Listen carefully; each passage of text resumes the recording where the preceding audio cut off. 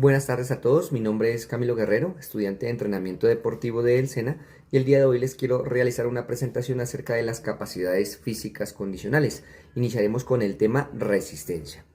Antes de iniciar es importante también tener siempre en cuenta primero la conceptualización, entender bien los términos para poder desglosar un poco las clasificaciones de las resistencias, para poder hacer énfasis en lo que vamos a trabajar hoy, que sería resistencia aeróbica, y poder entender mejor los métodos de entrenamiento que tenemos para la resistencia. Tenemos, tenemos dentro del texto a trabajar, tenemos dos conceptos muy importantes y pues vamos a definir cada uno. El primer concepto que encontramos en el texto es que la resistencia es la posibilidad que tiene el organismo de ejecutar un esfuerzo prolongado determinado, soportando los síntomas de la fatiga sin disminuir la eficiencia. Habla que es una posibilidad, puede que este cuerpo, que este organismo pueda soportar esa carga o puede que no, ¿cierto?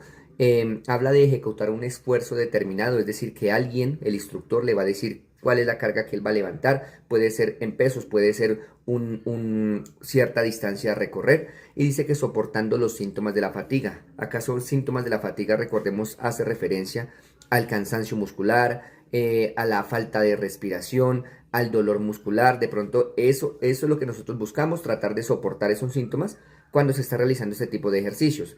Y el objetivo sería sin disminuir la eficiencia según esta de primera definición. Hablamos de eficiencia cuando intentamos lograr un objetivo disminuyendo al máximo el uso de recursos, optimizando este uso de recursos. Si lo llevamos al tema de resistencia, estaríamos hablando que es ahorrar energía, que el cuerpo no se fatigue tan rápido, no se canse tan rápido, sino que vamos a administrar correctamente la energía que tenemos dentro para poder pues cumplir ese objetivo. Ese sería el primer concepto, entonces, la posibilidad de ejecutar un esfuerzo determinado, soportando ese cansancio sin disminuir pues esa eficiencia. Tenemos un segundo concepto que sería la capacidad física y psíquica, acá el autor agrega la palabra psíquica, de soportar el cansancio frente a esfuerzos relativamente largos, ¿cierto? Y o la capacidad de recuperación rápida de dichos esfuerzos. Habla también de que normalmente el volumen de trabajo en los trabajos de resistencia son prolongados, ¿cierto? Y aquí lo que más se le añade a esta definición y que es súper importante resaltar es que es la recuperación rápida después de los refuerzos, de los esfuerzos. Normalmente nos ocupamos siempre por la fase central del ejercicio, que es la resistencia, pero este autor dice que hay que tener en cuenta también la recuperación, el proceso que viene después de que hago este esfuerzo. ¿Cuánto me tardo yo en recuperarme? ¿Cuánto me tardo yo en estar nuevamente activo? Si lo llevamos un ejemplo más cotidiano para entenderlo, sería por ejemplo un futbolista, un defensa o un lateral que sube corriendo a su máxima velocidad para llegar a un tiro de esquina, un ejemplo, ¿cierto? Para centrar. Entonces él ahí hace un trabajo de resistencia aeróbica, que está corriendo, o anaeróbica, que recorre ese terreno. Sin embargo, resulta que hay un contragolpe o un contraataque. Él no se puede quedar en esa esquina del campo hasta que se recupere, porque resulta que no puede regresar, sino que la idea es que él regrese lo más pronto posible y que ayude en el proceso defensivo. Si él no ha trabajado este tiempo de recuperación, posiblemente le va a tomar más tiempo, posiblemente va a llegar tarde y pues ya no va a contribuir al beneficio del equipo. Eso es lo que le añade esta segunda conceptualización para que lo tengamos en cuenta, y más adelante en los métodos vamos a ver cómo se podría trabajar este tipo de resistencia, por llamarlo de esa forma. Este autor nos hace una serie de clasificaciones y diferencias en cuanto a tipos de resistencia que podemos encontrar. Esas clasificaciones dependen de un factor principal. Por ejemplo, aquí tenemos una primera diferenciación, si ustedes lo logran ver, la primera diferenciación entre lo que es cuánta parte del cuerpo o cuánta musculatura está implicada en el ejercicio. Si tenemos todo el cuerpo, ¿sí? El cuerpo como un todo, si tenemos que es todo el cuerpo, entonces estamos hablando de resistencia general o cardiorrespiratoria. ¿Por qué cardiorrespiratoria? Porque son los sistemas que más trabajan cuando se hacen ejercicios de resistencia general. El sistema cardiovascular, que va a todo volumen haciendo que la sangre circule por todo el cuerpo y llevando ese oxígeno a las células, y pues el respiratorio, que a medida que ustedes saben que más se va realizando un ejercicio de resistencia general, como correr, va necesitando más oxígeno para poder pues producir más energía. Las características generales de esta resistencia general es que vemos que los movimientos son cíclicos, es decir, movimientos repetitivos, como por ejemplo en la zancada de correr, se repite uno y otra vez. Por ejemplo, en el pedaleo es un proceso que se repite y se repite muchas veces para lograr pues llegar a donde necesita llegar. Los movimientos son prolongados, dice acá. Normalmente los ejercicios de resistencia general son movimientos que se hacen durante un largo tiempo, durante un largo lapso o volumen en distancia, ¿cierto? Y tenemos pues obviamente que hay movimiento de varias articulaciones. Si movemos todo el cuerpo, obviamente todo el cuerpo está en movimiento, incluyendo las articulaciones de nuestras piernas, de nuestras extremidades superiores igualmente. Pasamos a la resistencia local, que nos habla de que ya nos vamos a enfocar directamente en una zona específica de nuestro cuerpo. Por eso es local o también conocida como muscular. Se trabaja un solo músculo. Cuando hacemos, por ejemplo, levantamiento de pesa para trabajar bíceps, ¿cierto? Este movimiento está solo trabajando este músculo de acá. Es decir, que estamos haciendo un trabajo de resistencia local. Los ejercicios son cíclicos. Al yo hacer este movimiento lo repito muchas veces, pero es localizado, solo en esta parte del cuerpo. Los trabajos normalmente también son prolongados y obviamente el objetivo es que yo pueda, lo que más pueda aguantar este síntoma de la fatiga, este cansancio que me va a producir a mí después en esta parte del cuerpo. Aquí tenemos, es lo mismo, como les decía, la resistencia en relación con el volumen de la musculatura. Por un lado la general, para que lo tengan en cuenta, dice que es cuando se abarca también más de una sexta parte del cuerpo, ¿cierto?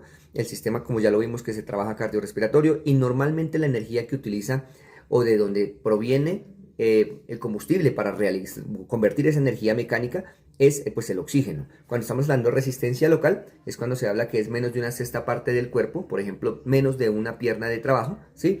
Los procesos de generación de energía ya no vendrían directamente con el oxígeno, sino que son energías que ya vienen localizadas y están guardadas en los músculos, ¿listo? Y también como característica de la resistencia local, nos dice el texto que también se trabaja y se desarrolla junto con otras capacidades. Cuando yo hago con el mismo ejemplo, el movimiento acá con mancuerna de bíceps, al mismo tiempo que estoy trabajando un tipo de resistencia local, cuanto más yo pueda hacer este movimiento, pues también estoy trabajando lo que es la capacidad física, fuerza. Vamos ahora a una segunda clasificación. Bueno, antes de recordarles cuáles son los medios por donde o por los cuales los ejercicios que me sirven a mí para trabajar una u otra resistencia. Para la general tenemos que nos sirven ejercicios como trotar, correr, nadar, pedalear, aeróbicos. Como sabemos, pues todos los ejercicios que me involucren a mí, la utilización de casi todo el cuerpo. Y para local, pues son ejercicios de trabajo normalmente con propio cuerpo, con el propio peso del cuerpo o con barras, mancuernas, máquinas donde se realicen movimientos cíclicos como en los gimnasios. ¿Listo? Esa es nuestra primera clasificación. Tenemos entonces resistencia general, resistencia local.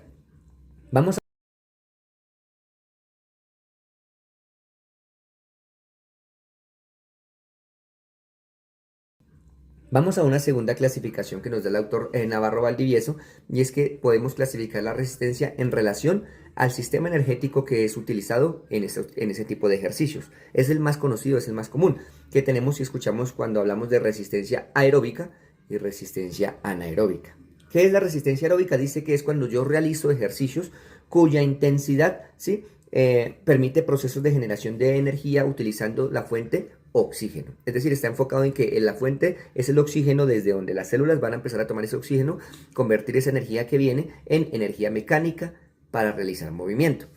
Cuando hablamos de la resistencia anaeróbica, estamos hablando de que normalmente las intensidades suben muchísimo más, el grado de esfuerzo que yo me tengo que esforzar, por decirlo de esa forma, va a ser mucho más alto, va a ser superior. Voy a correr a más velocidad o voy a levantar mayor peso. Entonces los procesos de liberación de energía normalmente se realizan sin la presencia de oxígeno. Es decir, que nuestro cuerpo utiliza la energía que ya está localizada y acumulada en los músculos, como es el ATP, que es la molécula que le permite generar movimiento a los músculos, pero que lastimosamente esa energía dura muy poco y por eso cuando se acaba, el cuerpo empieza a buscar otras fuentes de energía. También por eso es que la resistencia anaeróbica normalmente se ve registrada en ejercicios de muy corta duración. ¿Listo? Vamos a mirar más adelantico y vamos a entender con los sistemas energéticos cómo funciona esto de los cambios de fuentes de energía. Acá hay un ejemplo. En la primera clasificación que hicimos de resistencia general y local, podemos normalmente asegurar que estamos haciendo un trabajo o netamente general o netamente local. Acá el autor nos dice que cuando hablamos de la segunda clasificación, que sería resistencia general, anaeróbica y aeróbica, no deberíamos hacer esa clasificación porque no hay un trabajo que sea 100% aeróbico o 100% anaeróbico. Simplemente habla que a medida que va pasando tiempo en el ejercicio, se va aumentando o disminuyendo los porcentajes de trabajo. Ejemplo, si tenemos un ejercicio que dure de 0 a 20 segundos, me está diciendo a mí entonces el autor que es un ejercicio que puede ser del 90 al 100% anaeróbico. ¿Listo? No hay mucha presencia de oxígeno porque el tiempo de duración es corto. Sin embargo, cuando vamos aumentando el tiempo, digamos ya vamos en 40 segundos, ese ejercicio aeróbico va a empezar a subir porque ya vamos a empezar a utilizar un poco de oxígeno para producir energía. Estaríamos hablando que estamos trabajando un porcentaje de resistencia aeróbica al 20% y anaeróbica del 80%. Y así sucesivamente, mientras voy añadiendo más tiempo al ejercicio, ese ejercicio se va convirtiendo más aeróbico, pero igualmente sin dejar un poco que sea anaeróbico también. También hay un porcentaje relativamente que va disminuyendo o aumentando. Bueno, esto para entender entonces cuándo se utiliza una resistencia aeróbica, cuándo anaeróbica y concluir de que normalmente no es solo una u otra, sino que van trabajadas de la mano, solo que en porcentajes diferentes. Vamos a ver que nos dice que hay una relación muy importante entre la resistencia con los sistemas energéticos, ¿sí? Dice también el texto que una de las características principales de la resistencia como capacidad física es que me permite la realización de estos trabajos prolongados en tiempo, pero con el objetivo de ¿qué? De mantener constantes parámetros de eficiencia motora. Recordemos, habíamos visto que la eficiencia es lograr ese objetivo minimizando los usos de recursos. Entonces, pues eso es lo que busca, que yo pueda cumplir esos objetivos, realizar esos movimientos, esos gestos técnicos, sin gastar al máximo mi potencial, sin gastar al máximo mi energía. Cualquier trabajo físico requiere transformación de energía química en energía mecánica más la energía calórica, ¿sí? Toda la energía que nosotros utilizamos para mover nuestro cuerpo proviene de los alimentos. Pero cuando nosotros consumimos los alimentos, la energía no es que ya llega y ya inmediatamente se usa, ¿no? Esos alimentos pasan por un proceso, ¿sí? Pasan para las células y por un proceso que es como una oxidación también, como una descomposición, de donde el cuerpo toma lo que le sirve, que es la energía, y el resto pues lo desecha. Entonces ahí es cuando tenemos la energía mecánica, que es la que nos sirve a nosotros para movernos.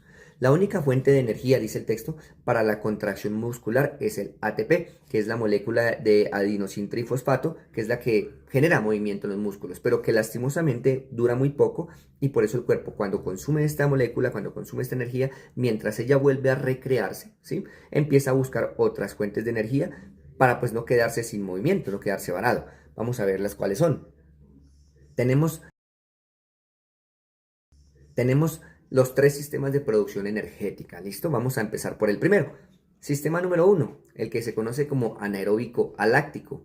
Anaeróbico, es decir, que viene sin presencia de oxígeno. Por eso es con la AN antes de la palabra aeróbico. Y aláctico, hagamos un entre paréntesis, entendamos que el ácido láctico, ¿qué es? ¿Qué es?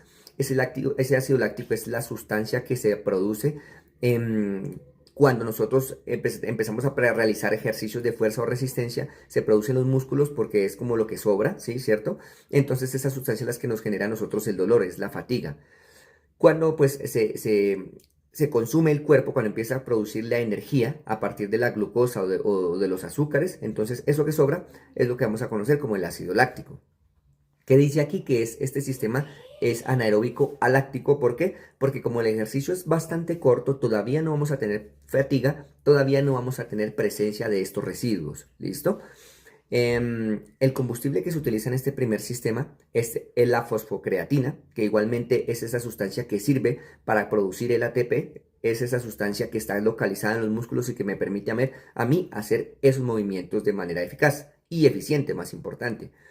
Dice que la potencia, que es el momento donde yo puedo tomar mayor cantidad de energía en ese primer sistema, es de 3 a 4 segundos. Y la capacidad, como el tiempo máximo y prolongado donde yo puedo tomar energía, sería de 10 a 12 segundos. Cuando el cuerpo ya ve que pasó este tiempo y ya se empieza a agotar esta primera fuente de energía, él empieza a buscar otras fuentes de energía. Es cuando pasamos al sistema número 2. Aquí tenemos el anaeróbico láctico. ¿Qué pasa? Todavía es anaeróbico porque en teoría todavía no estamos teniendo como fuente principal de energía el oxígeno, sino que ya vamos a ver que el cuerpo al gastar la fosfocreatina va a empezar a buscar el glucógeno, ¿sí? Los azúcares, la glucosa. Va a ser anaeróbico láctico porque en este momento, como el tiempo ya aumentó a ejercicios de más de 30 segundos, ya empezamos a ver una fatiga, ¿sí? Ya empezamos a ver que hay unos residuos en el músculo y en el cuerpo y esos residuos empiezan a generar dolor. Ese ácido láctico ya empieza a crearse y que normalmente se mide en moles. Tenemos un ejemplo, 2-3 moles de ácido láctico en nuestro cuerpo. Como les decía, el combustible pues sería el glucógeno, ¿sí? Y tenemos en este sistema número 2 que la potencia, el momento máximo donde yo puedo tomar esta energía, donde es el pico, es de 30 a 40 segundos y la capacidad, hablándolo como el tiempo máximo hasta donde puedo trabajar con este sistema, es de 60 a 90 segundos. Sucede igual que con el primero, resulta que el cuerpo ya se pasó del minuto y medio trabajando y necesita buscar otra fuente de energía, necesita buscar recursos, es muy inteligente. Entonces pasamos al sistema número 3, que sería el sistema aeróbico. ¿Qué pasa acá? El cuerpo, haber consumido las energías anteriores, empieza a buscar más fuentes de energía. Tenemos entonces que, aparte de utilizar los glucógenos, las azúcares, también vamos a empezar a quemar y a utilizar los ácidos grasos libres y los aminoácidos, ¿sí? Entonces, cuando las personas normalmente que hacen ejercicios para disminuir talla, bajar peso, pues normalmente hacen mucho ejercicio aeróbico, es por esa razón, porque sabemos que en ejercicios de capacidades largas es cuando el cuerpo empieza a buscar esas fuentes de energía que están guardadas en nuestro cuerpo como la grasa y empieza a utilizarla pues para generar ese movimiento y así se va disminuyendo en el cuerpo. La potencia sería de 3 a 10 minutos, como les digo, momento máximo donde yo puedo obtener más energía mecánica de este sistema y las capacidades pues son muy largas, puesto que las intensidades que se trabajan en ejercicios aeróbicos son un poco más bajas que las demás. Por esa razón pues trabajo un poco más de tiempo. Ese es como de forma rápida un pequeño resumen acerca de los sistemas energéticos que hace referencia a las fuentes de energía que yo utilizo y cómo se van distribuyendo su funcionamiento en el cuerpo a medida que va pasando tiempo en el ejercicio. Ahora, Ahora, vamos a pasar a una clasificación que sería la tercera.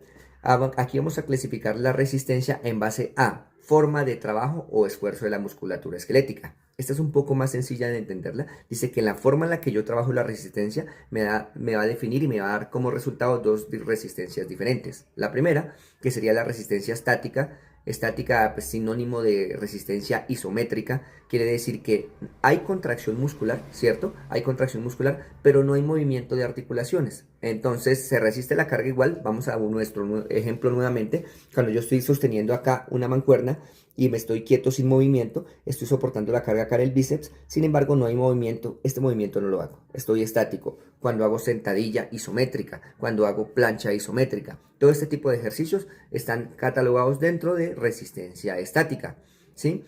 Al contrario, cuando empezamos a realizar movimientos como por ejemplo la sentadilla pero dinámica, que subo, bajo, subo y repito una y otra vez, estamos hablando de que el trabajo muscular es en movimiento, las articulaciones se están moviendo y pues este tipo de resistencias cumplen otros objetivos de entrenamiento, igual que la resistencia estática, pues tienen otros objetivos de entrenamiento.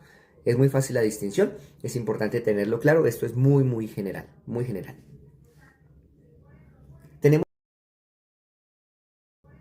Tenemos otra clasificación, no es muy tenida en cuenta, simplemente es una clasificación teniendo en cuenta el tiempo de trabajo, ¿sí?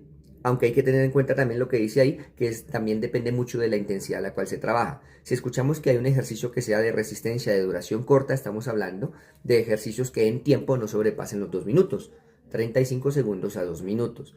Si hablamos que hay ejercicios de resistencia de duración media, estamos hablando de ejercicios que ya aumentan un poco, de entre 2 y 10 minutos. Si hablamos de resistencia a duración larga, tenemos 4 subdivisiones, 1, 2, 3 y 4. La primera sería ejercicios de 10 a 35 minutos, de 35 a 90 segundos. Tenemos que podemos trabajar la resistencia número 3, que sería de hora y media a 6 horas. Y la 4, ejercicios supremamente largos de hasta más de 6 horas, como por ejemplo la triatlón. Personas que van nadando 2, 3 horas, después pasan a la bicicleta, van pedaleando otras 3 horas, después trotando. Son ejercicios supremamente largos en volumen, ¿sí? Y pues por eso se podrían clasificar dentro de este tipo de resistencia larga de duración 4. Vamos a pasar a otra clasificación. Tenemos una clasificación en relación a la forma de especificidad. ¿Qué nos quiere decir el autor en este texto? Y en esta parte específicamente. que tenemos dos resistencias, una que es la resistencia de base y otra que es la resistencia específica. Nos habla de la resistencia de base como el nivel de resistencia indispensable que necesita una persona o un deportista para cualquier tipo de actividad, sin importar cuál sea, ¿sí? Las condiciones mínimas que requeriría este deportista para trabajar, pues nuevas cargas o nuevas intensidades. Ejemplo, la resistencia aeróbica o el solo correr durante bastante tiempo es normalmente lo que se usa de resistencia base porque en la mayoría, no en todos, en la mayoría de deportes es muy indispensable que la persona tenga esa capacidad, ¿cierto? En cambio, la resistencia específica hace referencia, está centrada directamente en el deporte en el que se está. En este deporte está específicamente relacionada a ese deporte que el deportista pues entrena. Eso sería la resistencia específica. Buscar, digamos, los segmentos corporales que normalmente ese deporte requieren que estén más fuertes en temas de resistencia. Hasta ahí tendríamos lo que son las clasificaciones de resistencias. Antes de pasar, vamos a hablar de resistencia aeróbica. Antes de pasar a este tema, es importante que hagamos un recorte, es un paréntesis acá. Ya hablamos de lo que es la resistencia, ¿cierto?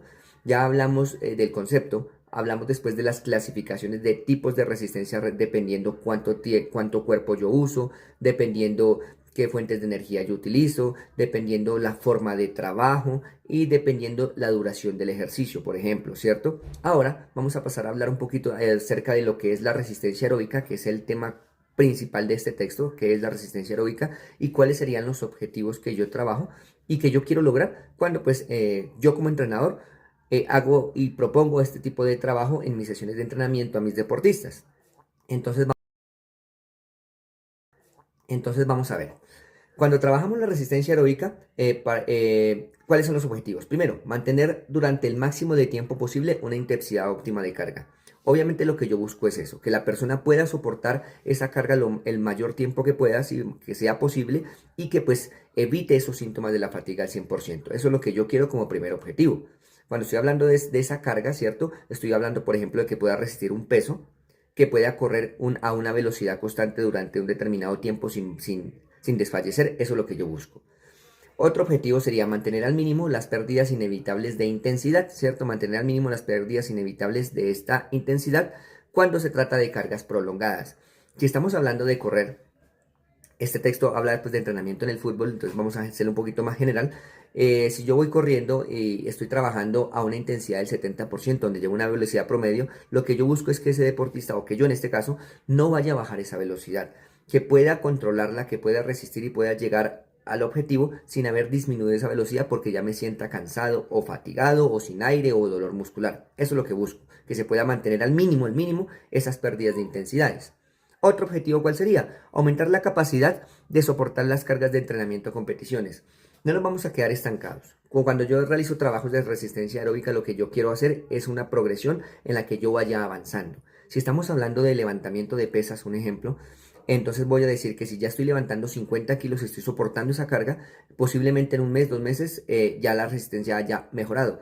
Entonces ya no estoy levantando 50 sino 70 kilos. Entonces lo que busco es eso, aumentar esa posibilidad de que yo pueda con cargas mayores. Otro objetivo, ¿cuál sería? Estabilizar la técnica deportiva y la capacidad de concentración. No es un secreto que cada vez que nosotros realizamos algún deporte, la fatiga, cuando se presentan los síntomas de la fatiga, nuestros gestos técnicos en el deporte que sea no van a ser igual de precisos. Si la persona, en este caso digamos el futbolista está jugando, le toca correr un delantero, le toca correr, atacar el balón, y si él llega muy cansado, la forma en la que él impacta el balón no va a ser la misma si él llegara más relajado. Si él va cansado, posiblemente no pueda ubicar el pie de forma correcta, no esté muy concentrado y puede que le pegue el pie, le pegue el balón y lo mande por encima del arco. Sin embargo, si este atleta ya está un poquitico más preparado en resistencia aeróbica, llega más con mayor capacidad de oxígeno en su cuerpo, llega más tranquilo a atacar el balón, puede medir un poquito más y pensar una milésima menos, más de segundo puede pensar y patear el balón de mejor forma, se va a ubicar mejor y pasa en muchos deportes. Yo estabilizo la técnica deportiva, mejoro mis gestos técnicos a medida que llego a tener una resistencia mucho más alta. ¿Qué también busca la resistencia aeróbica? Recuperarse rápidamente entre las fases del esfuerzo. Lo que hablábamos en la segunda definición que vimos al inicio, que si yo, bueno, que en el concepto hablábamos de que la persona Cuando realiza el primer esfuerzo, el esfuerzo central, no se tiene en cuenta mucho después de ese esfuerzo cuánto tiempo se recupera, cuánto tiempo se tarda en recuperarse para volver a repetir ese esfuerzo. Entonces aquí nos habla de que uno de los objetivos también debería ser ese. Debería nosotros como entrenadores enfocarnos en mirar los métodos que nos sirvan para trabajar el tiempo de... Sería ver cuánto nos tarda para trabajar el tiempo de recuperación, cuánto tarda nuestro deportista y encontrar los métodos para trabajar eso también, que es indispensable. Vamos a poner el mismo ejemplo de nuestro futbolista. Él va corriendo, llegó allá a la esquina, nuevamente tiene que devolverse y resulta que se arrodilló y dura 3, 4, 5 segundos que no ha podido volver a tomar aire y tomar energía de nuevo para regresar. Ahí ya estamos teniendo una falencia y es algo que se puede trabajar. ¿Listo? Vamos a ver entonces acá. Vamos a iniciar ahora, ya tenemos de forma muy general, ¿sí? Tenemos un abrebocas de lo que son conceptos, clasificaciones y objetivos de la resistencia aeróbica. Vamos a ver cuáles serían entonces los métodos de entrenamiento para esta resistencia aeróbica. Métodos es decir, el cómo yo voy a entrenar, cómo voy a yo organizar mi trabajo como entrenador. Según el texto tenemos dos grandes principios. Tenemos los principios continuos o de duración, ¿cierto? O tenemos los principios fraccionados o intervalados. ¿Cuáles serían las características de cada uno? Vamos a verlo. Antes de ver esas características, vamos a ver esta imagen que nos desglosa muy bien de que dentro de los continuos o dentro de los fraccionados hay una serie de subdivisiones, ¿sí? Que son importantes de tener en cuenta porque cada uno de estos métodos tienen objetivos específicos a trabajar. Es decir, si yo utilizo un método continuo, uniforme, intensivo, quiero trabajar algo en mi deportista. Pero resulta que yo voy a utilizar un método fraccionado, intervalado, extensivo, significa que voy a trabajar otra cosa diferente en mis deportistas. Algo diferente quiero mejorar o desarrollar. Entonces es muy importante entenderlos. Dentro de los continuos de duración tenemos continuos uniformes, como es extensivo intensivo, y continuos variables como variable 1, 2 y un método conocido como método Farlet o juego de carrera. Dentro de los métodos fraccionados tenemos métodos como el intervalado, que sería el extensivo, intensivo y métodos largos. Y en repeticiones tendríamos por tiempo intervalado, tiempo sprint y tiempo largo. Vamos a ver de forma muy rápida las características de cada uno de ellos, ¿sí? En qué consiste y cómo se podría desarrollar.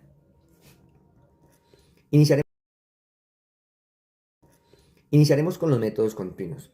Entendemos por métodos continuos cualquier tipo de trabajo que yo realice en resistencia aeróbica que no tenga pausa, es decir, que sea totalmente continuo.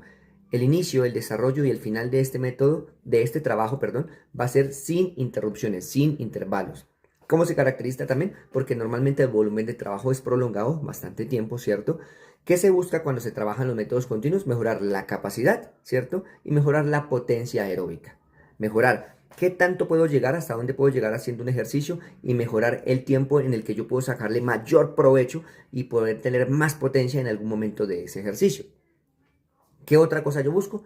Automatización del gesto motor aplicado, que al repetir yo tanto un movimiento en los trabajos continuos, como por ejemplo corriendo, al repetir yo tanto mi zancada, esto se va a empezar a volver de forma automática, es decir, que se va a como implantar en mi cuerpo y ya yo no voy a, digamos, a cometer tantos errores técnicos, sino que voy a mejorar, voy a perfeccionar y esto va a ser de forma automática. ¿Listo? Dentro de los continuos tenemos otros grandes grupos. Primero, vamos a hablar del método continuo uniforme. Ya sabemos, vamos a ir paso por paso, sabemos que es continuo porque no tiene pausas, pero ahora vamos a agregar que es uniforme. Uniforme se caracteriza por volumen grande de trabajo, ¿sí? Va sin interrupciones porque es continuo. Normalmente se trabaja en terrenos llanos, ya vamos a ver por qué. Y la intensidad siempre va a ser uniforme. Recuerden que cuando hablamos de intensidad estamos hablando del nivel de esfuerzo que necesita ese deportista para realizar dicho ejercicio. Si nos vamos a hablar de carrera o de atletismo, por ejemplo, ¿sí? Hablamos de que esa intensidad corriendo sería igual al volumen al que yo corro. ¿Listo? Entonces, acá nos volvemos. ¿Por qué entonces dice que terrenos llanos? Porque los terrenos llanos nos van a garantizar o más bien nos van a evitar que hayan variaciones en la intensidad. Si va nuestro deportista corriendo y encuentra una pendiente, posiblemente la intensidad va a bajar porque no va a poder subir a la misma velocidad a la que iba en el terreno llano o si por ejemplo encuentra una bajada puede que aumente un poco esa intensidad y es lo que no queremos porque no es el objetivo de este método. Por eso buscamos esos terrenos llanos. Entonces la característica principal del método continuo uniforme sería que vamos a trabajar sin pausas, pero que esa intensidad, es decir, a la velocidad a la que yo inicio corriendo, a la que voy en la mitad y a la que voy al final, no va a variar. Voy a tratar a lo posible de que sea continua, la misma, uniforme. Vamos a pasar ahora al método continuo uniforme, pero extensivo. ¿Qué quiere decir? Se respetan igualmente las características que se acaba de mencionar, es decir, sin pausas, con una intensidad totalmente igual para todo el ejercicio, pero ahora va a ser extensivo. ¿Qué quiere decir extensivo? Que se va a caracterizar por el predominio del volumen sobre la intensidad. ¿Qué quiere decir? Volumen, ¿a qué hace referencia? A la cantidad de trabajo, que cuando estamos hablando de atletismo lo puedo medir de dos formas, o en tiempo a trabajar, ¿cierto? O en distancia a recorrer. Este me está diciendo que la distancia entonces va a ser más larga que los demás métodos, porque es extensivo, va a ser muy largo el trabajo. Sin embargo, como el trabajo es largo, ¿qué va a pasar con la intensidad? La intensidad va a bajar, porque obviamente la velocidad va a bajar, ya que necesito guardar energía para un tramo mucho más largo. ¿Cuál es la finalidad de este método? La finalidad es el desarrollo de la capacidad aeróbica en las áreas funcionales regenerativa y subaeróbica. Voy a trabajar a esas intensidades, 60 y 70%. Ese es mi objetivo, trabajar esas áreas. El autor recomienda acá que las intensidades recomendadas para este tipo de trabajo serían entre el 50 y el 75%, haciendo un paréntesis y hablando de que nosotros tenemos que modular nuestras sesiones de entrenamiento o nuestro trabajo dependiendo si la persona que recibimos es entrenada o es desentrenada. Si es desentrenada vamos a trabajar intensidades del 50 al 60, si es entrenada del 60 al 75, ¿ok? Nos habla del volumen. ¿Cuánto sería un volumen acorde para trabajos con el método continuo uniforme extensivo? Serían trabajos que vayan de 4 o 5 kilómetros hasta 20 o 25 kilómetros. Si se dan ustedes cuenta, son volúmenes de trabajo grandes. Pero si no tengo una pista de atletismo para poder medir esa distancia, pues lo que vamos a hacer es que lo vamos a medir con tiempo. Serían trabajos que vayan desde 40 minutos como mínimo hasta 2 horas de trabajo. ¿Cuáles son los efectos que me producen el cuerpo, los beneficios que tenemos en el deportista cuando trabajamos con este método continuo uniforme extensivo? Pues primero tendríamos que es de gran ayuda para la oxidación de ácidos grasos libres, es decir, que la persona va a empezar el cuerpo va a empezar a utilizar esas grasas como fuente de energía. Eso es positivo, ¿cierto? Vamos a tener economía de trabajo cardíaco. El sistema cardiovascular no va a trabajar igual. Es decir, va a empezar a funcionar de mejor forma, economizando su uso de recursos. Va a empezar a funcionar de forma más eficiente. Tenemos incremento de la circulación periférica. Nuevamente, al nosotros estar trotando o corriendo durante un volumen tan extenso, entonces hay una regulación, sí, y esa circulación va a ir, esa sangre va a ir recorriendo todo nuestro cuerpo, llegando hasta las puntas de nuestras extremidades, y eso va a servir para que todo esté en constante renovándose a cada momento, por decirlo de esa forma. Tenemos también algo conocido como la hipertrofia cardíaca, que pues según estudios no es ni muy bueno ni muy malo, simplemente hace referencia a que como el corazón está trabajando un poquito más fuerte de lo normal, estamos haciendo que hasta pueda llegar a crecer en un porcentaje muy diminuto. Eso quiere decir que puede trabajar y bombear mucha más sangre al cuerpo. Hasta ahí con el método continuo uniforme extensivo. Vamos a pasar al método continuo uniforme intensivo. ¿Qué quiere decir? Respeta totalmente las características del método anterior. ¿Cuál es la diferencia? Que ahora no vamos a tener predominio del volumen sobre intensidad, sino que va a ser al revés. La intensidad va a estar sobre el volumen. Vamos a tener esfuerzos que requieran de mayor intensidad. Vamos a subir esa intensidad, pero obviamente entonces el volumen va a bajar de trabajo. ¿Cuál es la finalidad? Pues tiene como finalidad el desarrollo de la potencia aeróbica en áreas funcionales superaeróbica y VO2 max. Quiere decir, ya vamos ahorita a ver un cuadrito con las áreas funcionales para entenderlo de mejor forma. Vamos a hacer trabajos que estén sobre porcentajes de intensidad de esfuerzo físico de entre el 80 y el 90%, ¿sí? Habla de la intensidad, 75 al 95 específicamente lo pone el autor, ¿cierto? Volúmenes, como ya subí la intensidad, en el anterior el volumen era de hasta 25 kilómetros, acá no, porque ya voy a una velocidad muy alta, estamos hablando de atletismo, ya no voy a llegar a correr, ya no voy a llegar a correr tanto tiempo, entonces el tiempo va a ser entre 10 y 40 minutos, ¿listo? ¿Cuáles son los efectos positivos que tiene trabajar con este método a nuestro deportista? Pues vamos a tener efectos como mejora el metabolismo del glucógeno, nuestro cuerpo va a aprender y va a hacer que tome esa energía, produzca energía de los azúcares de forma mucho más rápida, ¿listo?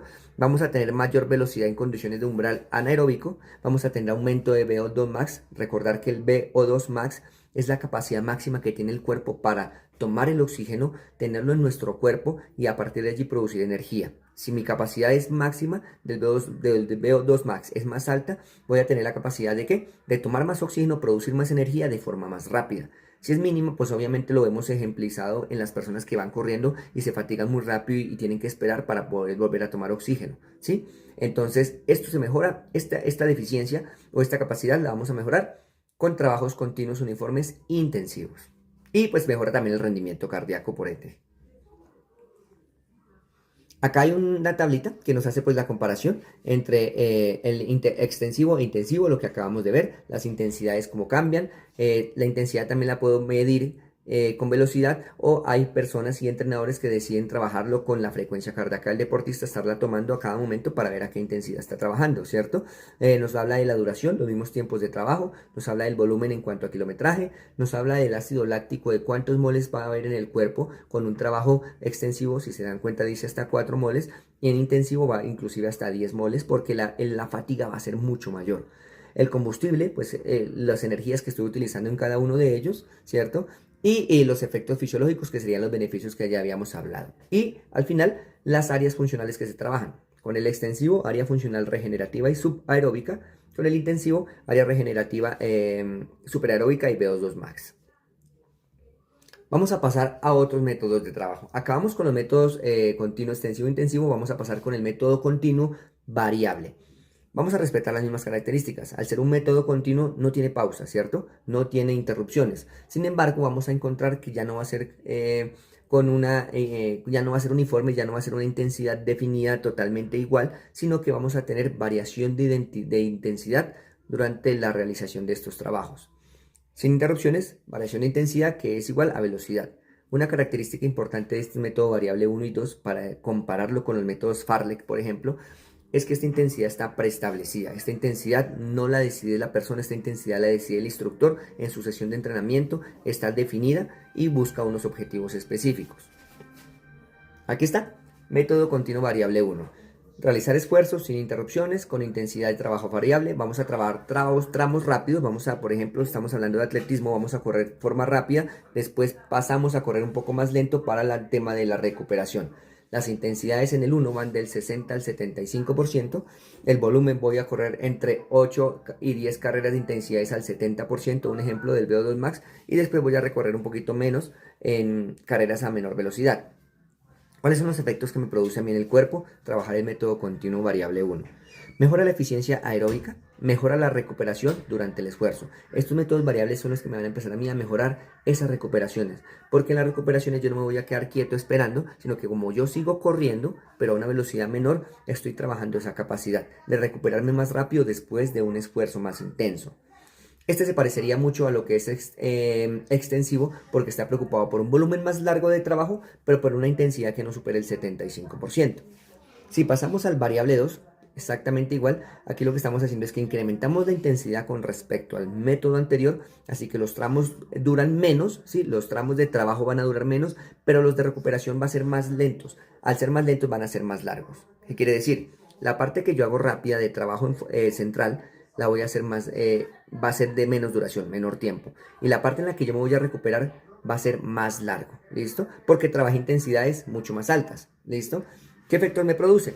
Mejorar la eficiencia aeróbica, mejorar la regeneración durante las cargas, mejorar y acelerar la recuperación durante el esfuerzo. Con estos métodos variables es importante que entendamos que lo que buscamos es mejorar qué tanto me demoro yo en recuperarme, ¿cierto? Mejorar esa recuperación. Por eso cuando llego a la pausa, no la hago estática, sino que sigo trotando, sigo corriendo a intensidades menores.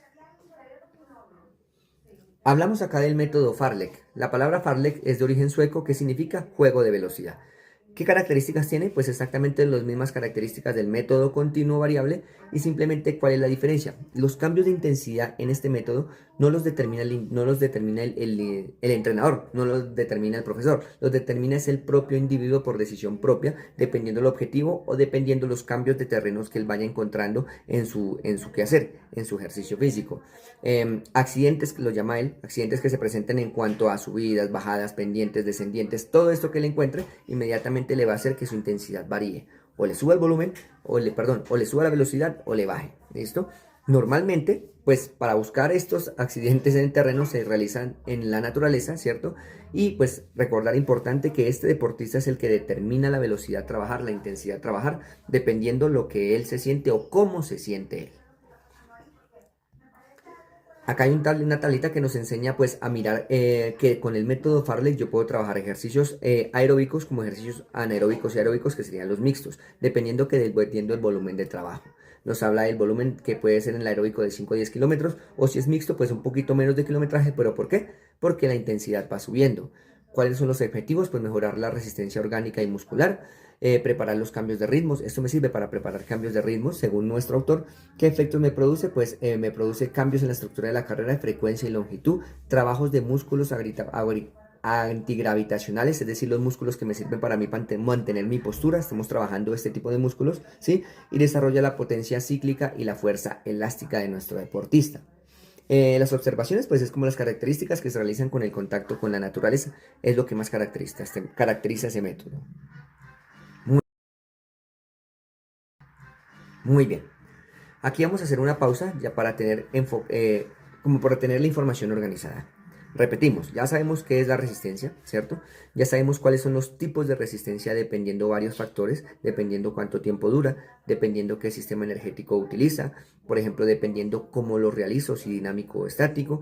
Ya tenemos esa aclaración, ¿cierto? También ya vimos lo que es los sistemas energéticos, cómo el cuerpo usa las fuentes de energía que tiene nuestro cuerpo para trabajar. Ya vimos cuáles son los objetivos de la resistencia aeróbica, que es lo que estamos trabajando generalmente acá, ¿sí? Para qué sirve trabajarla. Y finalmente vimos los métodos, que hace referencia a las formas en las que yo voy a organizar mi trabajo, ¿sí? Para poder ir a entrenar al deportista. Ahora bien, vimos los métodos, cómo utilizarlos. Ahora lo que vamos a ver es cómo yo determino los componentes de la carga externa.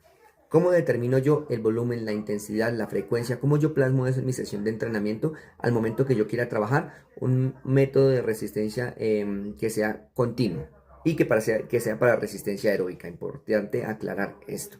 ¿Listo? ¿Para qué me sirve yo tener los componentes de la carga externa bien establecidos? Pues me permiten a mí diseñar el plan de entrenamiento, ¿cierto? Y es importante tener en cuenta que es para diferentes sujetos, teniendo en cuenta un diagnóstico previo, que es el primer punto que vamos a ver acá. Los componentes de la carga que vamos a determinar son, primero, nivel inicial de condición física. Segundo, intensidad del ejercicio. Tercero, duración o volumen de este ejercicio. Cuarto, la frecuencia de este ejercicio. Y quinto, el tipo de ejercicio que yo voy a realizar. Entonces vamos a ver uno por uno. Listo, vamos a ver entonces los componentes de la carga externa para trabajar resistencia aeróbica por métodos continuos. Primero, nivel de condición física. Es súper importante tener en cuenta que yo debo hacer un diagnóstico de la persona con la que yo voy a trabajar. ¿Por qué? Porque esto me va a servir a mí para darme información acerca de cuál método debo usar, cuáles son los objetivos, cómo debo tener las intensidades, cómo va a ser el volumen. Toda esta información la saco a partir de, primero que todo, un nivel de condición física, es decir, un diagnóstico donde yo obtenga toda esta información. ¿Cómo lo puedo hacer? Preguntas orales. ¿Cuáles preguntas? Existen bastantes. Primero, tener en cuenta edad, tener en cuenta género, tener en cuenta cada cuánto practica deporte, practica o no practica, si lo practica con qué frecuencia y qué tipo de deporte, qué tipo de ejercicio, ¿cierto? Porque con esta información yo puedo hacer suposiciones de acerca de lo que voy a trabajar, lo que se me va a dificultar o se le va a dificultar al deportista. Ejemplo, si el deportista en las preguntas me dice que él va al gimnasio 2, 3 días a la semana, pero solo hace levantamiento de pesas, yo puedo concluir que es una persona que puede tener una muy buena capacidad de fuerza, ¿cierto? Pero posiblemente en resistencia aeróbica, como él casi nunca sale a correr, nunca trabaja el cuerpo general, si es resistencia general aeróbica, posiblemente por ahí vamos a tener falencias. Es por eso que yo al siguiente día, la siguiente semana, no lo voy a poner a correr 10 kilómetros. Un ejemplo muy general. Vamos a hacer formulario de preguntas, ¿sí? Lo puedo hacer oral, lo puedo hacer escrito. Vamos a hacer, lo que buscamos es el conocimiento de las aptitudes de esta persona, es decir, buscar saber en qué es fuerte, qué es lo que él tiene, qué es la experiencia que él ya trae me puede servir a mí o qué es lo que yo encontraré como objetivo para trabajarle. El objetivo lo puede definir él puede llegar a mí y decirme yo quiero bajar de peso, yo quiero generar hipertrofia, los objetivos tienen que estar establecidos desde este nivel. Y algo importante que se ve aquí en el nivel de la condición física sería determinar el grado de mejora. El grado de mejora hace referencia a el avance que yo voy a tener con el deportista teniendo un punto A como referencia y vamos a ver hasta dónde llega, que sería el punto B. Entonces, ¿qué dice importante el texto? Que si la persona que yo voy a recibir es una persona que ya hace mucho ejercicio, que viene entrenando, que tiene una condición física estable, posiblemente este grado de mejora no va a ser muy elevado, va a ser bajo. ¿Por qué? Porque la persona ya está en un pico alto, ya se encuentra arriba. Entonces mi objetivo sería mantener ese nivel en el que él está o posiblemente mejorarlo, pero pues va a ser muy mínimo. En cambio, si recibo una persona que no hace mucha actividad física, que es una persona que viene del sedentarismo, que es una persona que normalmente no trota, no corre, no va al gimnasio, pues obviamente con mi trabajo voy a ver cambios, van a ser visibles más pronto, tanto para el deportista como para un entrenador va a ver esos cambios más fácil, más rápidos, porque el grado de mejora va a ser más elevado. Tenemos mucha más capacidad de elevar esa capacidad en el deportista. ¿Listo?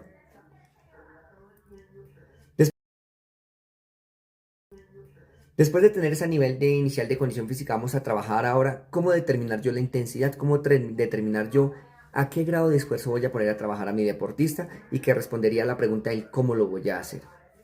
¿Listo? Entonces vamos a ver, el VO normalmente nos habla acá el texto que estamos hablando de resistencia aeróbica, que es importantísimo obtener el VO2 max de nuestro deportista. ¿Qué sería esto? Lo dije anteriormente, capacidad que tiene esa persona de tomar el oxígeno, mantener ese oxígeno en el cuerpo para producir energía. Esto se trabaja, ¿cierto? Entonces dice que para yo saberlo, como nivel inicial de condición física también, necesito obtenerlo. Entonces, ¿cómo lo hago? A partir de la realización de una prueba o test de laboratorio, normalmente. Pero si los recursos no están, pues hacemos test físicos. ¿Listo? El ritmo de realización de esta prueba siempre nos va a representar a nosotros el 100% dentro de los niveles de resistencia aeróbica. No estamos hablando de velocidad, vamos a hablar de resistencia aeróbica. Quiere decir que si a la persona se realiza un test físico como el test de Cooper, que normalmente ya no se usa mucho, pero que se toma de referencia en este texto, la distancia que él recorra, ¿cierto? En esos 12 minutos y a la intensidad a la que lo haga, ese va a ser nuestro 100%. No va a ser nuestra intensidad máxima, va a ser nuestro VO2 max a la que puede trabajar este deportista, ¿listo? La intensidad en trabajos de atletismo y de carrera, como lo dice ahí, siempre va a estar pues relacionada y determinada por la velocidad de desplazamiento. Tenemos esa forma de medirla. Hablando de atletismo, hablando en otros deportes o en otras circunstancias, como por ejemplo en levantamiento de pesas, esa intensidad estaría definida por cuánto kilos yo peso, cuántos kilos levanto. Antes de seguir acerca de la intensidad, tenemos que tener muy en cuenta, ¿sí? De cómo determinar la intensidad, tenemos que tener muy en cuenta este cuadrito de las áreas funcionales aeróbicas. Tomamos como referencia el test de Cooper, como lo había hecho anteriormente, este va a ser nuestro 100%. Si ustedes ven, tenemos 4 áreas funcionales: regenerativa, subaeróbica, superaeróbica y VO2 más. Las regenerativas son trabajos de intensidades que no superen el 60%.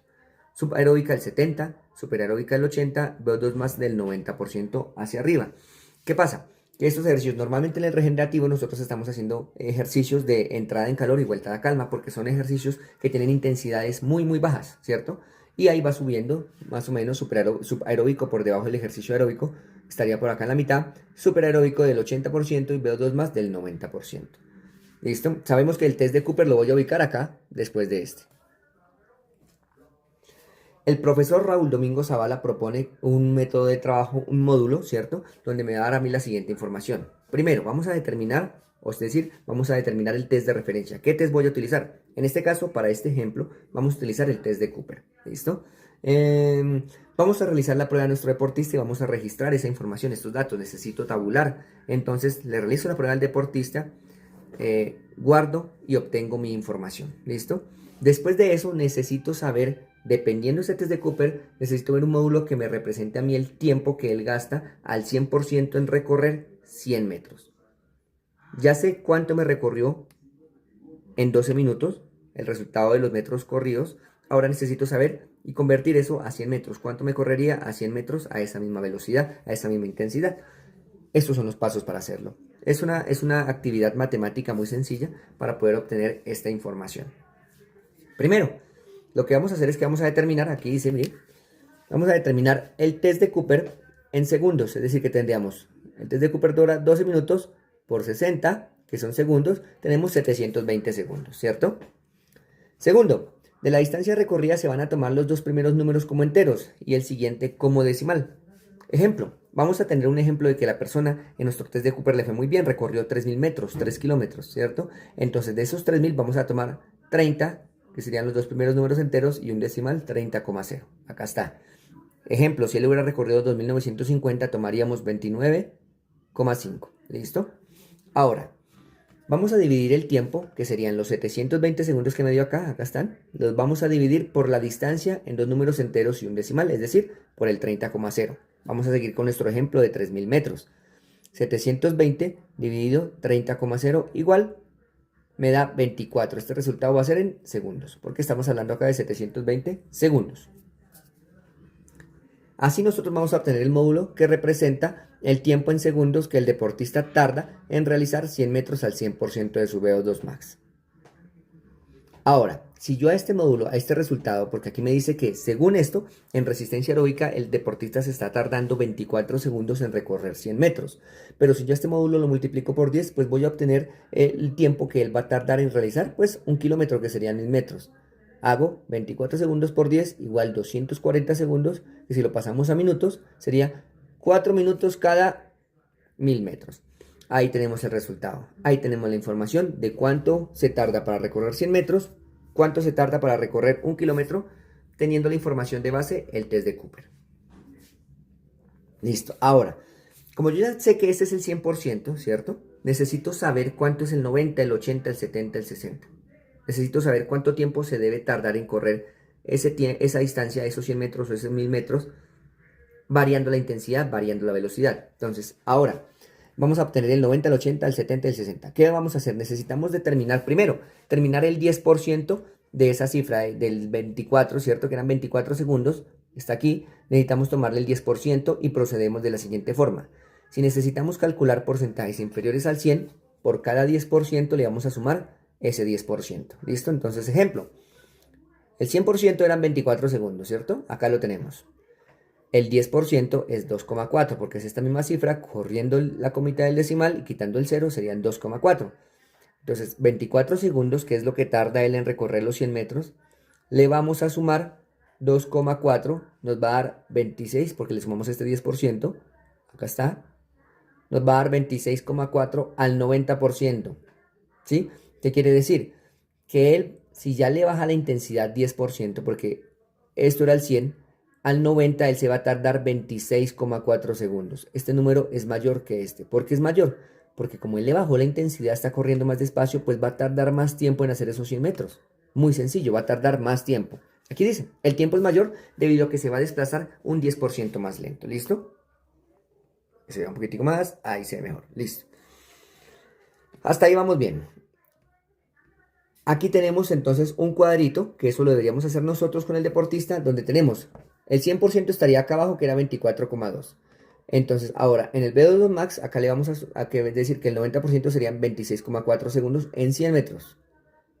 Y 80% le sumamos otro 10%, 70% le sumamos otro 10, es decir, que al 60% él va a tardar 33 segundos. Se va a demorar más recorriendo esos 100 metros porque disminuyó la intensidad, bajó la velocidad de corrida.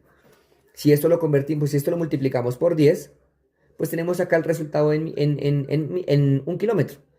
Entonces dice que si él recorrió 4 minutos, se demora en recorrer el kilómetro, ¿cierto? Según el test de Cooper, se demoró 4 minutos.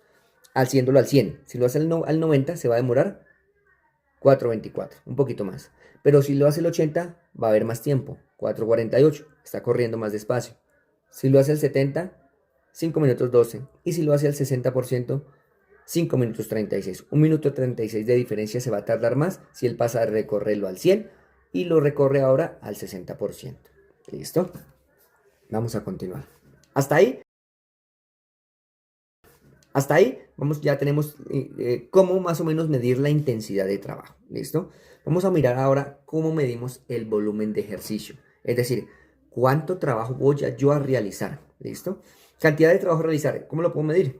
En distancia, en tiempo a recorrer y siempre tener en cuenta la relación que sí es incuestionable, que es que mientras más alta sea esta intensidad, si la intensidad es alta o va subiendo, el volumen es bajo o irá bajando. Si sube la intensidad, baja el volumen. De acuerdo. Normalmente dice que tenemos esas dos formas, tiempo de trabajo y distancia. Vamos a ver que normalmente en deportes de ejercicios cíclicos, aquí dice, normalmente utilizamos lo que es la distancia. la distancia recorrida para comparar referencias, parámetros de referencia con otros deportistas, cuánto el recorrido, cuánto recorre usted para comparaciones. El profesor nos propone una tabla de referencia.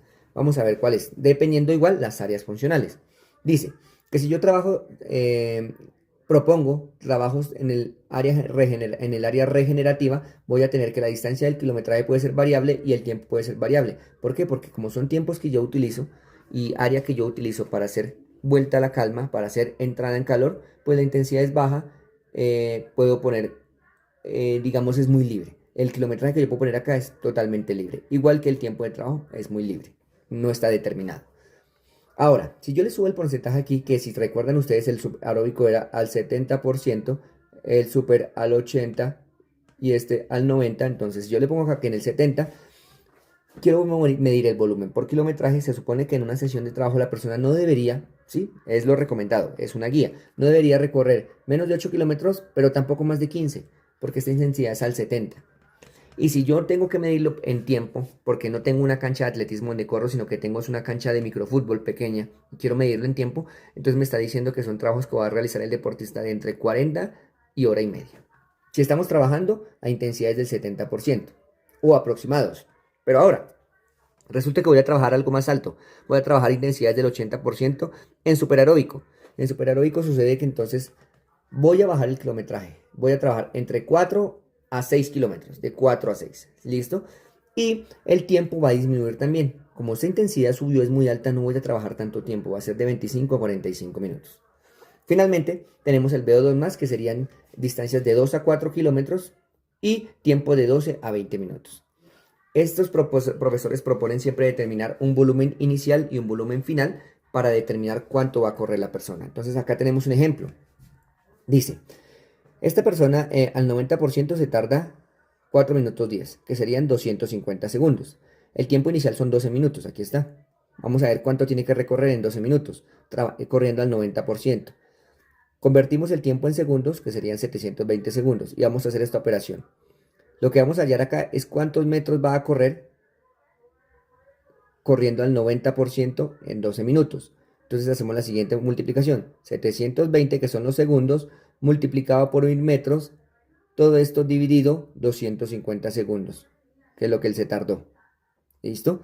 Eso me va a dar 2880 metros. Entonces, si decimos que él va a recorrer 2880 metros en 12 minutos al 90%.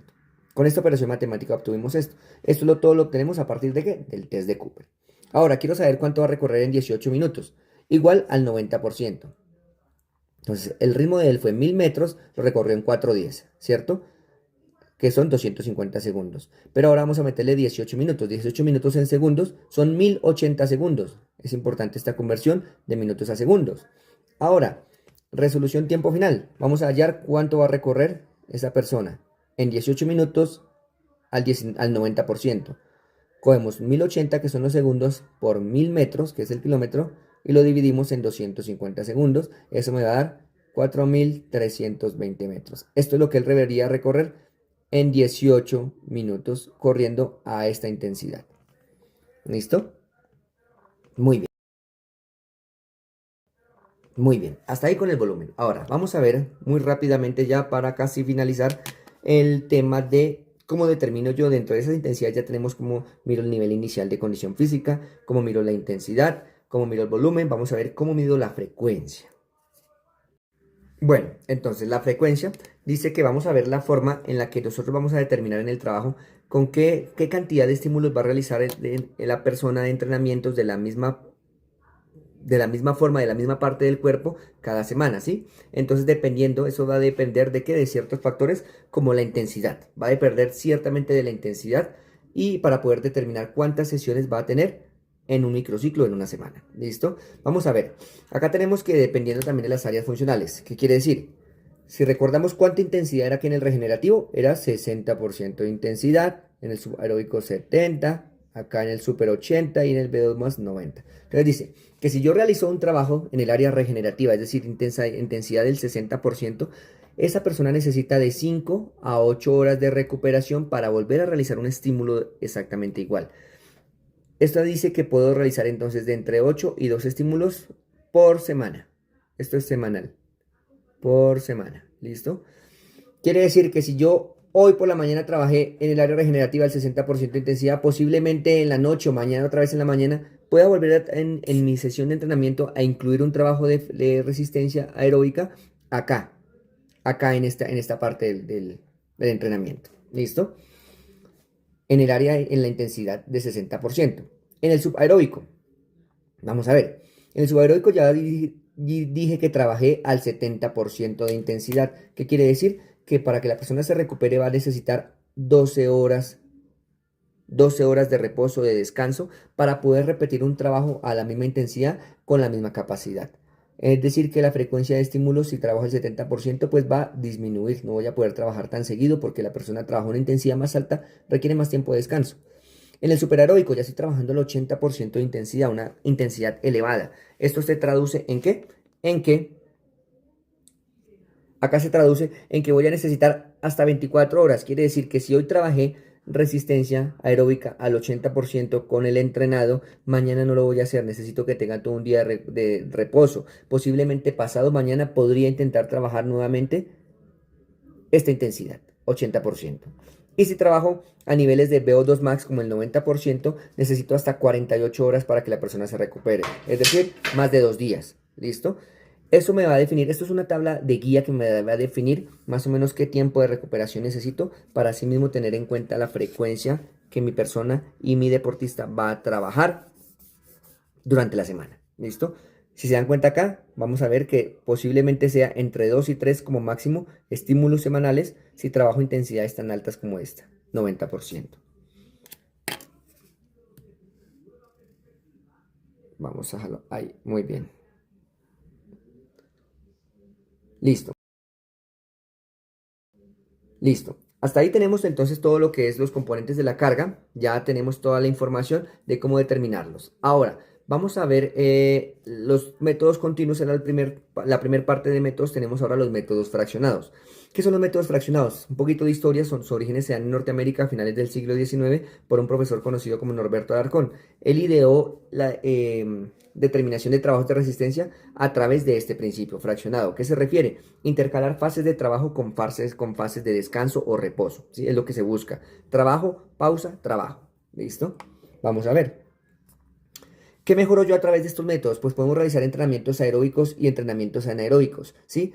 Si tenemos pausas, se dividen en dos grandes grupos. Si yo tengo pausas que sean parte del estímulo, es decir, que son beneficiosas, que la persona no se detiene al 100%, sino que él en su pausa sigue trotando a una intensidad menor. Un ejemplo, hablando de atletismo, estamos hablando de entrenamiento intercalado o interválico. Pero si esas pausas son de recuperación, se utilizan para que la persona descanse, puede que sea no totalmente, no un tiempo alto para que se recupere al 100, van a ser entrenamientos por repeticiones, ¿ok? Entonces vamos a enfocarnos acá en el interválico, que es cuando las pausas son beneficiosas, son productivas. Esos tienen un origen en un deportista de alto rendimiento que fue Emil Zapotek, que era conocido como la locomotora humana. Resulta que en los años 50 y 60 empezó a ganar todo, ganó en los Olímpicos en 1500 metros, ganó otras pruebas y entonces empezó como a cuestionar y a indagar cuál es la forma de entrenamiento que él estaba utilizando porque estaba arrasando prácticamente con todos los premios de ese tiempo. Se descubrió que lo que él estaba haciendo era utilizar el método fraccionado o interválico. Quiere decir que él estaba organizando el trabajo y la pausa, pero con el detalle de que estas pausas eran rendidoras. Es decir, que estas pausas no eran totales, sino parciales y a intensidades más bajas. Y esto lo que estaba produciendo era una adaptación a nivel cardiocircular y respiratorio en el deportista. Beneficios que no se habían visto anteriormente. Y efectos que normalmente producen hipertrofia del miocardio, es decir, que se agrande un poquito más el corazón, que la circulación sea más potente, ¿sí? Y la forma en la que se determinaban las pausas era que la persona llegaba a la pausa, empezaba a trotar, a bajar la intensidad y cuando la persona estuviera entre un 120 y un 140 de frecuencia cardíaca, retomaba nuevamente el ejercicio intenso, ¿sí? No significa que llegue hasta su reposo normal, que serían 80 pulsaciones por minuto, sino que llegaba más o menos a 120 y empezaba de nuevo el trabajo intensivo. Dentro de los métodos interválicos tenemos igual extensivo e intensivo, donde uno hace referencia, que sería el extensivo, hace referencia a que el volumen de trabajo predomina sobre la intensidad, tenemos más repeticiones porque es más largo el trabajo, las pausas son cortas entre cada esfuerzo, son incompletas, esto es importantísimo, no se recupera al 100% el deportista y los beneficios se dan en el momento de la pausa, se producen adaptaciones, como les dije, cardiocirculatorias, respiratorias y produce una mejora de la resistencia aeróbica. Para determinar esto, nosotros determinamos esa intensidad. ¿Para qué? Para evitar que, como es un trabajo tan largo, la intensidad no va a ser muy alta, porque si no el ácido láctico va a estar en el cuerpo, va a producir mucha fatiga y va a ser imposible que nuestro deportista culmine el ejercicio. Este es el extensivo. Aquí hay pues como una tablita con la información del interval training, del método interválico, ¿sí? Y pues que dice generalidades como que se recorre hasta 60 minutos, cómo serían los metros y las pausas. Acá tenemos en atletismo, en natación, en ciclismo, ¿sí? Pues porque son los deportes cíclicos que normalmente podemos utilizar este método. Dice que los intervalos son cortos y breves, incompletos, las repeticiones son numerosas porque estamos hablando de extensivo, ¿sí? Las intensidades pueden ser del 70%.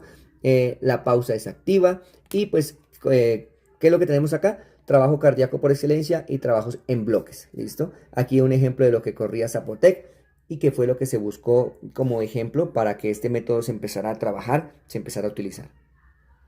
Ahora el intensivo hace referencia a lo mismo, pero intercalando intensidad sobre volumen, ¿sí? En esta metodología la intensidad de trabajo va a predominar sobre el volumen. La intensidad se va a ubicar dentro de las características funcionales superaeróbica y VO2 más, es decir, intensidades del 80% hacia arriba. Al aumentar la intensidad se disminuye el volumen, representando menos cantidad de repeticiones. Vamos a repetir menos los bloques, pero la intensidad va a ser más elevada, ¿sí?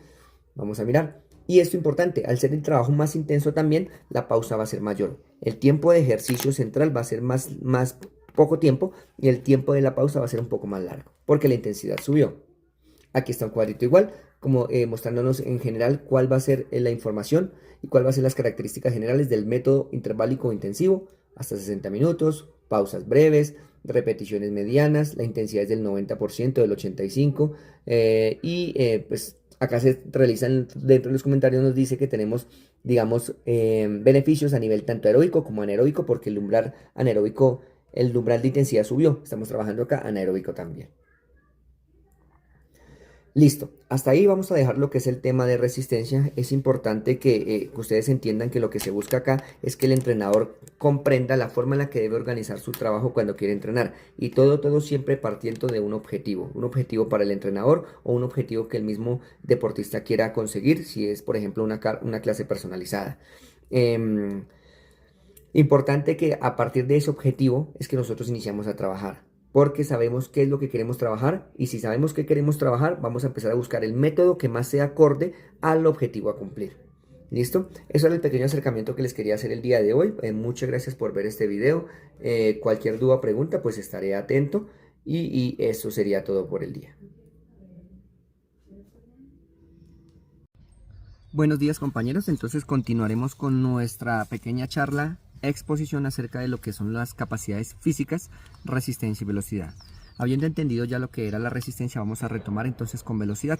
Igualmente que en el anterior tema, vamos a iniciar primero con los conceptos, después algunos factores que determinan la velocidad, continuaremos con tipos de velocidad y si nos alcanza el tiempo, vamos a ver un poco acerca de los métodos que se pueden utilizar para trabajar la velocidad.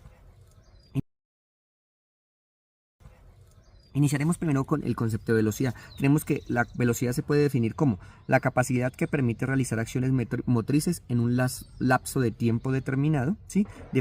Por debajo de las condiciones mínimas dadas.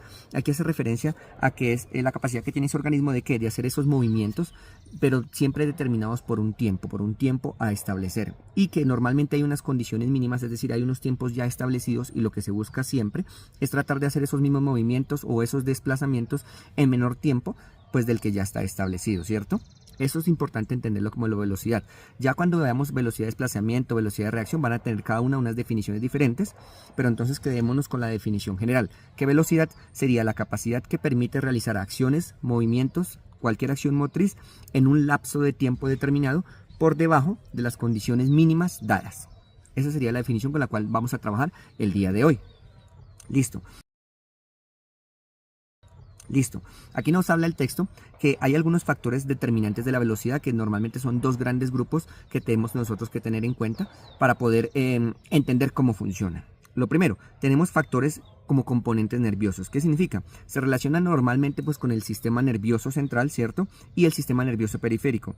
Tiene que ver con toda la velocidad de transmisión de los impulsos desde que la persona capta el estímulo hasta que va a llegar a desarrollar el movimiento. Entonces vamos por partes. Sistema nervioso central, sistema que nos ayuda a nosotros a llevar toda la información, a realizar movimientos y todo el tema del cerebro, de la columna vertebral, de todos los nervios que componen el sistema periférico. Tenemos dos, sistema nervioso central, sistema nervioso periférico, que hace referencia a los nervios que generan movimiento a través de las extremidades. Entonces estos dos sistemas son los que nos ayudan principalmente en el tema de la velocidad. ¿Listo? ¿Qué ayuda también? Este sistema nervioso contribuye al buen funcionamiento, a la coordinación de los movimientos de los músculos, a la coordinación de los músculos, del movimiento del músculo cuando hacemos, por ejemplo, un curl de bíceps, al músculo agonista, que es el que realiza, y antagonista, que es el que se relaja. A eso hace referencia, a la coordinación entre estos dos músculos. Y normalmente siempre va a haber una unión importantísima y digamos, una relación o una conjunción, la llama el texto, entre lo que es el nervio y el músculo. Ahora vamos a primero estos son los componentes nerviosos, ¿listo? Sistema nervioso central y periférico. Vamos a los componentes musculares. Está relacionado directamente con las propiedades de los músculos inervados. Músculos inervados son músculos que están totalmente ligados, cercanos a los nervios que generan movimiento, ¿ok? Y están relacionados también con la inmediata respuesta después del estímulo nervioso. Cuando vaya la información, llega al nervio, el nervio está unido al músculo, inmediatamente le ordena que haga ese movimiento, lo estimula. ¿Listo?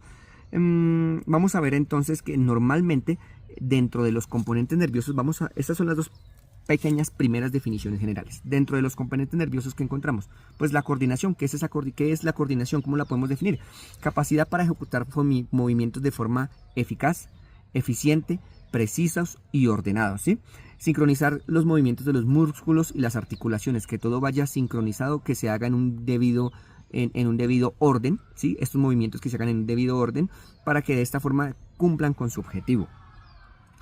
Dentro de los componentes nerviosos también tenemos la velocidad de la transmisión de los impulsos nerviosos. Ahí es donde depende qué tan rápido viaja esa señal, viaja ese estímulo recibido por los sentidos y llega al músculo.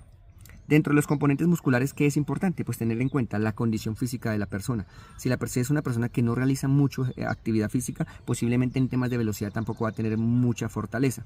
Estos componentes musculares son los que el entrenador debería enfocarse en trabajar al momento de querer mejorar la velocidad en su sesión de entrenamiento, sea de un equipo o un deportista. Tenemos entonces la velocidad de la contracción muscular. ¿Qué tan rápido ese músculo se contrae y se vuelve a relajar? Eso también estaríamos nosotros posiblemente trabajándolo utilizando métodos de entrenamiento para velocidad. Listo, muy bien. Hasta ahí entonces claro que tenemos el concepto de velocidad, que está dividido en que hay componentes que lo conforman, que serían nerviosos y musculares. Ahora el autor nos hace una clasificación en cuanto a tipos de velocidad que podamos encontrar. ¿Qué tenemos?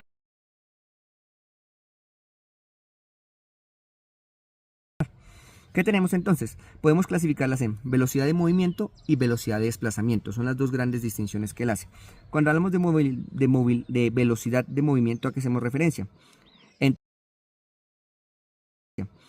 Entonces, hace referencia a que, primero, las características es acíclica. ¿Qué quiere decir acíclica? Que no es un ciclo, que no son acciones consecuentes seguidas una tras la otra, sino que es un solo movimiento aislado. ¿Qué más podríamos encontrar en velocidad de movimiento? Que podríamos encontrar que no requiere un espacio. Es decir, no requiero que yo me desplace de un punto A a un punto B, sino que simplemente estoy ubicado en un solo espacio, en un solo momento, y es cuando realizo ese movimiento, que lo puedo decir también como realizar ese gesto técnico. Estoy hablando de un remate, estoy hablando de un lanzar la pelota, estoy hablando de un saque de voleibol. Eso sería la velocidad de movimiento, o movimientos específicos que no son consecuentes y que solo se enfocan en el tiempo de ejecución, más no en un espacio a recorrer. ¿Qué características más podemos encontrar dentro de la velocidad del movimiento? Capacidad pues de trasladarse de un punto, de movimiento. Capacidad que permite al deportista pues realizar acciones motrices y que se busca que se realicen estas acciones en el menor tiempo posible o en lo menor de la marca ya establecida. Cualidad que nos permite hacer hacer cosas en un corto espacio de tiempo. Son movimientos muy rápidos, ¿sí? El tiempo en que se tarda en realizar ese gesto técnico. También podríamos definir esa velocidad de movimiento como de esta forma. Solo interviene la variable tiempo, lo que les decía, solo es el tiempo. No estamos hablando de espacios a desplazarse. Eso tiene un sinónimo, la velocidad de movimiento también se le conoce como la rapidez de ejecución.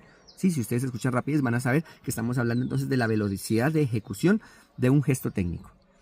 Y lo que les decía son movimientos acíclicos propios de una realización o de una acción totalmente aislada. Ahora, en cuanto a velocidad de desplazamiento, tenemos que la característica principal es que son movimientos cíclicos, es decir, que se repiten en un lapso de tiempo, se van repitiendo, porque a medida que se va repitiendo el cuerpo va realizando un desplazamiento. ¿Listo? Es la acción propia de una sucesión de acciones, una acción que se repite muchas veces, ¿sí? ¿Qué ejemplos podríamos encontrar? Caminar, trotar, correr, pedalear, todos esos son ejemplos de velocidad de desplazamiento. Se recorre un espacio en tiempo determinado. Aquí es cuando nosotros podemos medir esa velocidad de desplazamiento o por el tiempo total recorrido, por la distancia total recorrida o por el tiempo que se tardó en recorrer una distancia específica. Hay que tener en cuenta que tenemos esas dos formas de poder medir esa velocidad de desplazamiento, ¿sí? Obviamente, para que exista velocidad de desplazamiento debe haber un espacio, a diferencia de la velocidad de movimiento.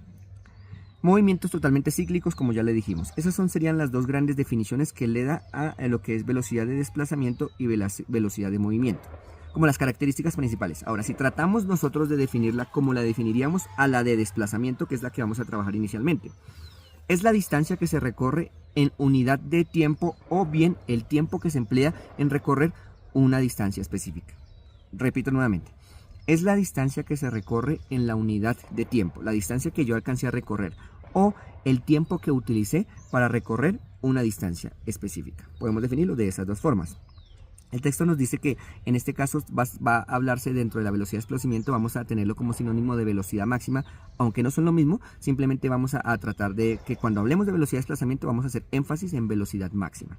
¿Qué sería la velocidad máxima entonces? Pues va a ser el menor tiempo que se tarda la persona en recorrer una distancia, ¿sí?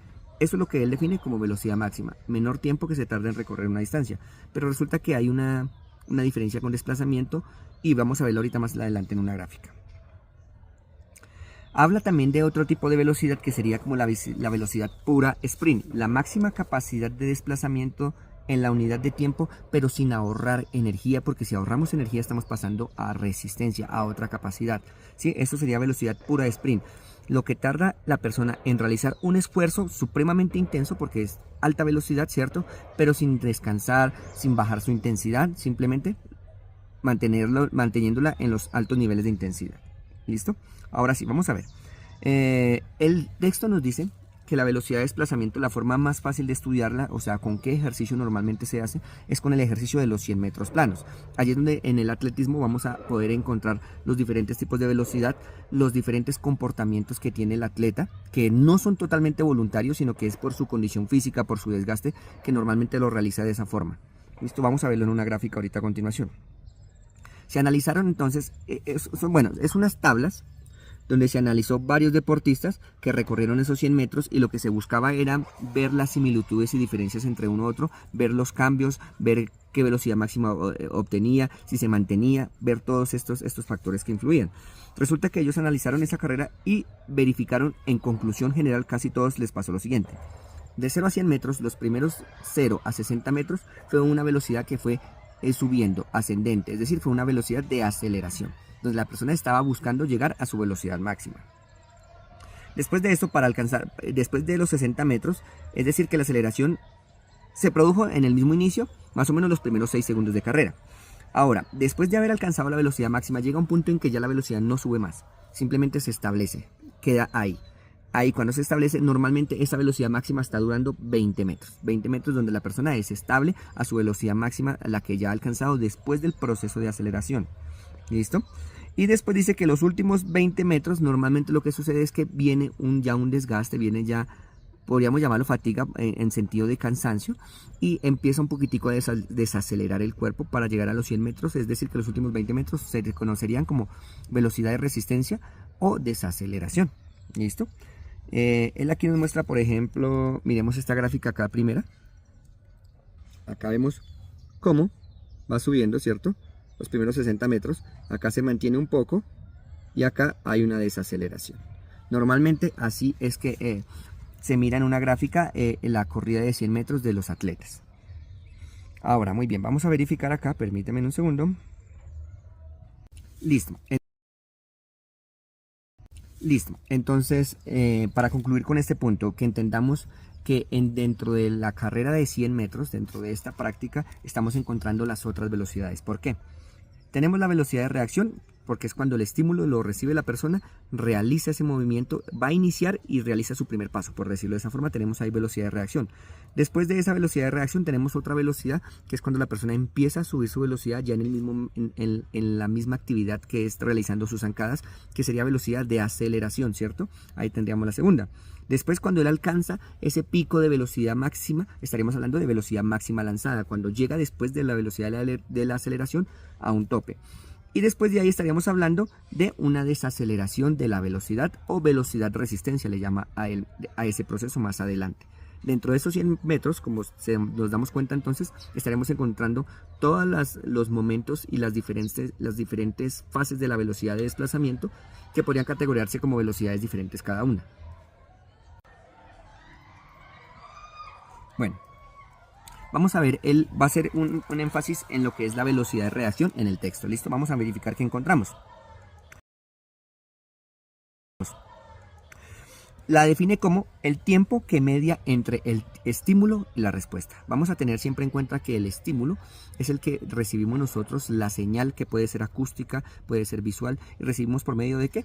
Pues de nuestros sentidos. ¿Listo? Puede ser la vista, puede ser el oído. Esos son los estímulos que los percibimos para realizar la acción.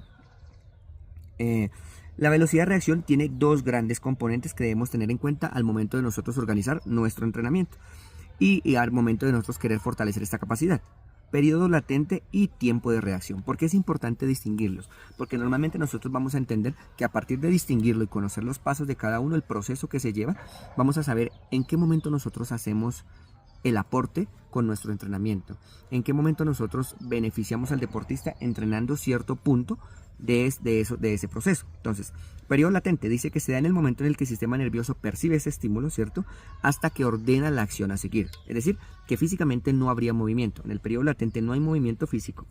Este factor es poco modificable por el entrenamiento y tiene mucho que ver con herencia biológica, con la herencia, ¿cierto? Con todo esto de la parte física y fisiológica del cuerpo humano. Después de eso vendría el tiempo de reacción, que ahí sí hay movimiento, que es cuando la orden llega al músculo, ¿cierto?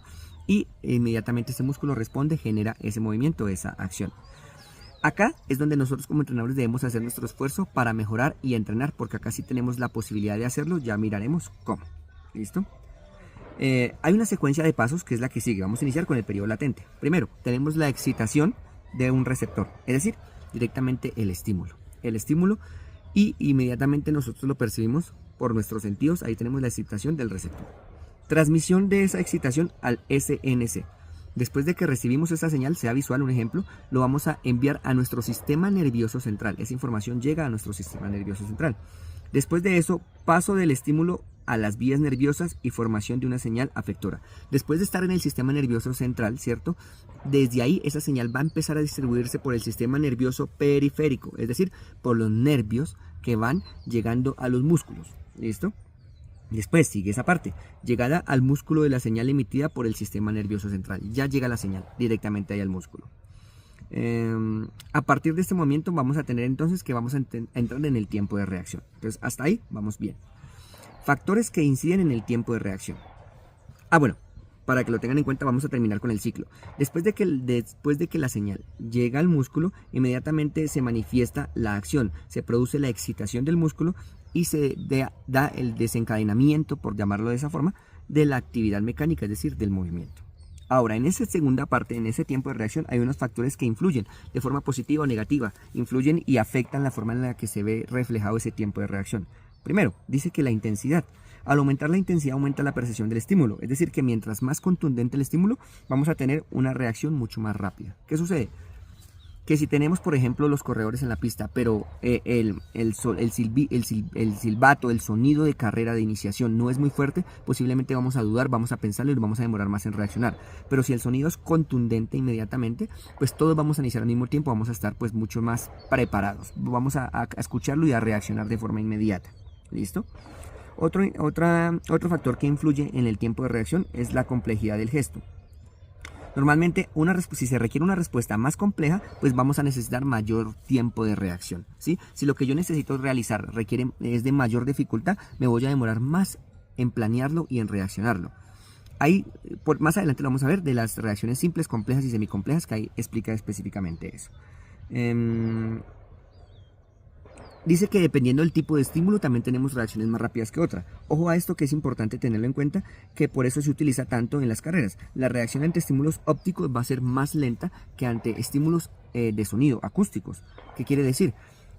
Que si la señal a mí me la dan para salir a correr mediante el visión, que me dicen cuando sea la luz verde salga a correr, y si me ponen un sonido cuando suena el silbato sale a correr, dice que el tiempo de reacción es menor cuando suena el silbato.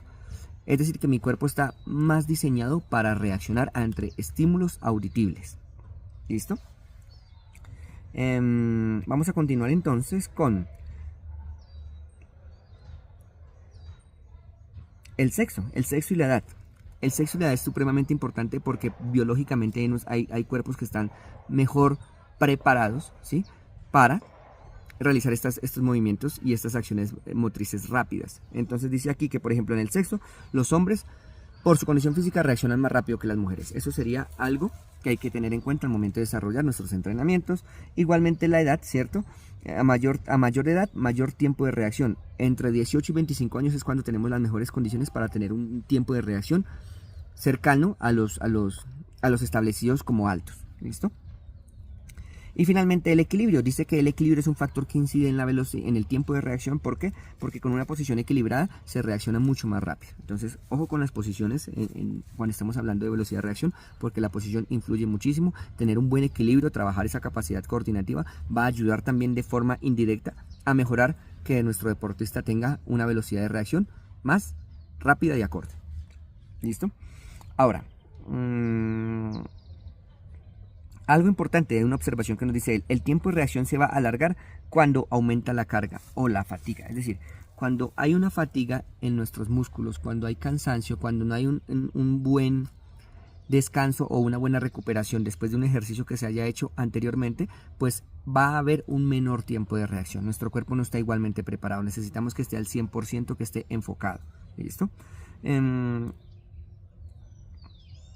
Entonces, aquí lo que es importante entender por qué todos estos factores es porque en relación a estos factores debemos saber que el tiempo de reacción variará, será mejor o será menor, dependiendo pues todo esto que acabamos de denunciar.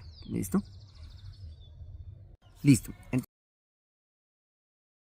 Listo. Entonces vamos a ubicarnos de nuevo. Estamos hablando de la velocidad de reacción y exactamente dentro del segundo periodo. Recuerdan que dentro de la velocidad de reacción tenemos el periodo latente y el tiempo de reacción. Dentro del tiempo de reacción, según el texto, tenemos tres diferentes clasificaciones de reacciones. Tenemos reacciones simples, semicomplejas y complejas. ¿Cuál sería la reacción simple? Dice el texto que está determinada solo por un estímulo, una señal, ¿sí? Por ejemplo, partidas de atletismo, de natación, ¿sí?, de ciclismo, donde se escucha un sonido, inmediatamente se sale, se participa. El deportista ya sabe, totalmente él ya conoce que a partir de una señal él tiene que realizar una acción, ya está preparado física y técnicamente para realizar ese movimiento, ¿cierto? Es decir, ¿qué pasa acá? Que no van a haber sorpresas, no van a haber cosas inoportunas que hagan que nuestro deportista tenga que modificar su acción. Está perfectamente planeado y preparado para ello. Como lo está tan preparado para ello, pues obviamente el tiempo de reacción va a ser menor. ¿Qué quiere decir? Acá dice que está alrededor, en personas entrenadas, entre 12 y 17 centésimas de segundo. ¿Por qué? Pues porque el atleta está preparado, es muy rápido. Imagínense 12 a 17 milésimas de segundo cuando un segundo tiene 100 milésimas. Ahora, vamos a lo que son las reacciones semicomplejas.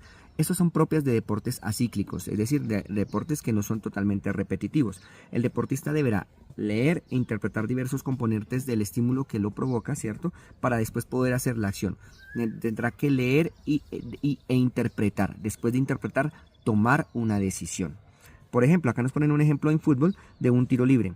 ¿Está el portero listo para el tiro libre? Claro que sí, él está preparado, pero él no sabe a dónde va a ir dirigido el balón. Él no sabe a qué velocidad va a venir. Entonces él tendrá que, después de que el deportista, el delantero, por decirlo de esa forma, le pegue al balón, el deportista va a interpretar cómo viene, a qué velocidad, porque si por derecha o por izquierda, si viene con efecto, y realizar la acción de tratar de atajarlo. Eso serían reacciones semicomplejas porque ya necesitan una interpretación y resulta que aumenta un poquito el tiempo. Si lo vemos, en realidad no es mucho, pasa de 20 a 25 centésimas de segundo.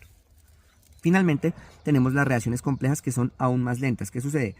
Para tenerlo en cuenta con el mismo ejemplo anterior, en el caso del tiro libre, resulta que ese balón se va a desviar en un jugador, en un defensa le va a pegar. ¿Y qué sucede?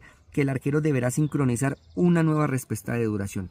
Él ya había tenido una decisión tomada y en medio de esa decisión tiene que volver a tomar otra. Ahí es cuando ya se vuelve totalmente compleja, el tiempo obviamente aumenta de 0,25 a 0,30, es decir, 25 a 30 centésimas de segundo. Esas serían las diferencias entre las tres diferentes tipos de reacción que podemos nosotros encontrar en este tipo de movimientos. ¿Listo? Hasta ahí con lo que es velocidad de reacción, espero les haya quedado claro. Vamos a continuar entonces con un poquito acerca de velocidad de aceleración y velocidad máxima. Recordemos que todas estas velocidades las estamos encontrando de forma indirecta en la velocidad de desplazamiento. Velocidad de aceleración, ¿cómo podríamos definirla? ¿O desde qué momento se desarrolla? Esta se desarrolla desde el momento en el que el deportista efectúa el primer paso hasta el momento en el cual ya no puede incrementar más su velocidad. Es totalmente claro, ¿cierto? Momento desde que el deportista ya lanzó el primer paso, desde ese momento hasta el momento en el que su velocidad ya no aumenta más, ya se estabiliza. Eso sería velocidad de aceleración.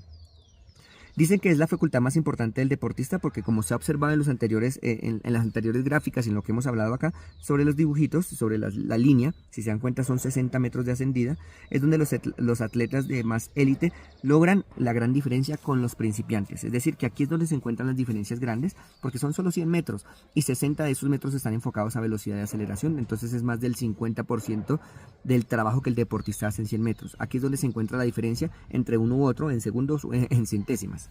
Es importante trabajarlo entonces. Acá tenemos ahora que desde el punto de vista técnico se va incrementando de forma paulatina, ¿cierto? Y la frecuencia y la longitud de las zancadas.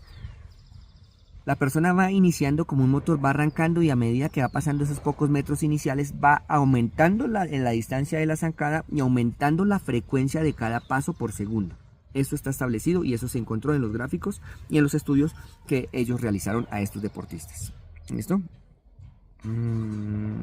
Dice que en los primeros pasos, por el tiempo relativo prolongado de contacto con el piso, tiene gran incidencia la fuerza muscular. Se suele denominar fase de fuerza.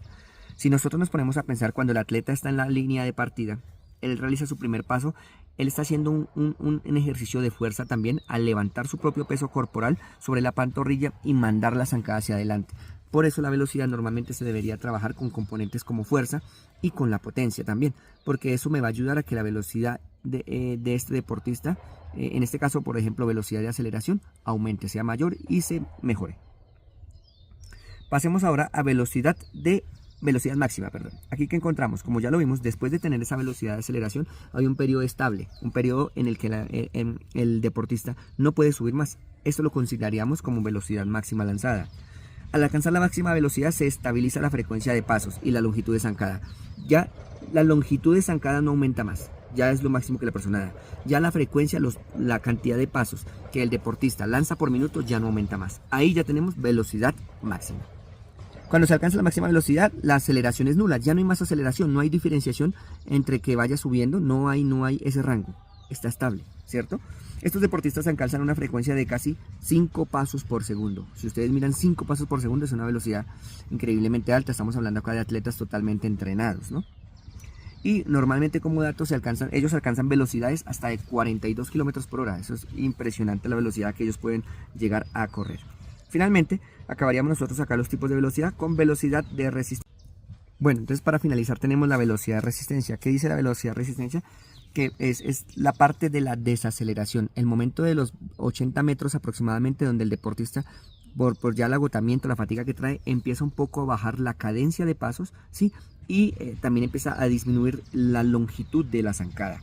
Dice acá que esta facultad bien entrenada, ¿qué va a permitir? Va a permitir una fase de máxima velocidad el mayor tiempo posible. ¿Qué quiere decir? Que si se entrena la desaceleración, posiblemente yo ya no lo voy a hacer en los primeros metros, más de 70 metros, ejemplo, sino que voy a tratar de alargar esa velocidad máxima para la desaceleración se vea presentada en la carrera casi en los últimos metros. Por eso dice que dependiendo del nivel del deportista, esta característica empieza a partir de los 50 a los 70 metros en personas principiantes y a partir de los 80 a los 90 en personas entrenadas.